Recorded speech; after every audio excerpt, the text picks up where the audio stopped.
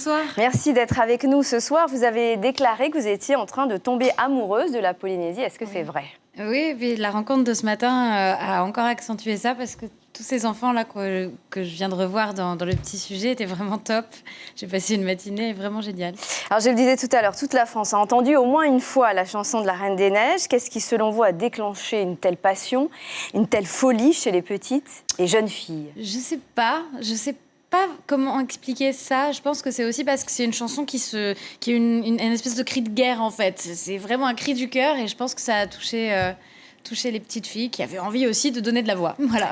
Comment est-ce que vous avez vécu ce passage au rang de star? Parce que vous aviez joué, avant de prêter votre voix, au dessin animé dans plusieurs comédies musicales, mais c'est vraiment la Reine des Neiges qui vous a lancé. Comment est-ce que vous l'avez vécu?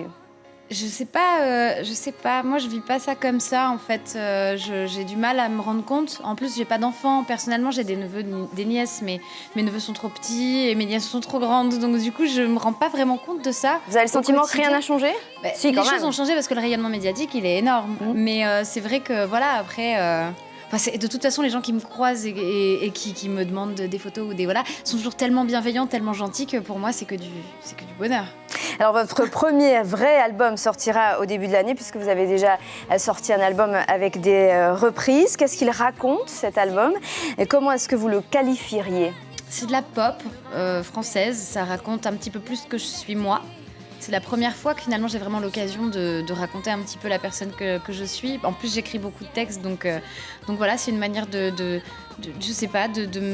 me livrer un petit peu plus et puis de montrer un petit peu ce que moi j'aime aussi musicalement. Vous avez travaillé avec qui? J'ai travaillé avec Ben Mazué, avec Icar, avec Barbara Pravi, avec mon binôme à moi avec qui je compose beaucoup qui s'appelle Jules Giaconelli. Voilà, donc c'est des gens qui sont dans la nouvelle scène française et que j'aime beaucoup. Est-ce que vous chanterez une partie de votre album sur scène, vendredi et samedi soir, sans tout dévoiler, mais au moins quelques chansons? Je vais en faire quelques-unes, ouais. Je vais présenter quelques titres inédits et au milieu de plein d'autres titres que les gens connaissent déjà. Alors, vous avez tourné dans plusieurs films aussi. Vous avez joué en janvier au théâtre dans une comédie qui s'appelle Énorme, dans laquelle votre personnage a fait un bébé toute seule. C'est un autre monde, le théâtre. Vous n'avez pas envie de choisir? Ah non! Non, pas du tout. Jamais je choisirais, en fait. Parce que pour moi, c'est la même chose. C'est l'interprétation sous toutes ses formes. J'aime autant jouer que chanter. C'est pour ça que j'ai commencé par la comédie musicale. Et c'est pour ça que j'aime bien y retourner régulièrement. Mais j'aime bien aussi de temps en temps dissocier les disciplines pour mieux retrouver la comédie musicale, parce que ça reste mon grand amour. Vous avez annoncé que vous alliez vous faire tatouer. On est en plein dans le festival du tatouage à Montréal. Vous allez le faire? Oui, je pense que je vais le faire le dernier jour. Ouais. J'ai très très envie de repartir avec un tatouage polynésien. J'aime bien me faire tatouer à plusieurs endroits du monde, en fait. Donc, ouais. Anaïs Delva, merci. Je rappelle que vous serez en concert vendredi et samedi soir au Grand Théâtre de la Maison de la Culture. Merci beaucoup. Merci à vous.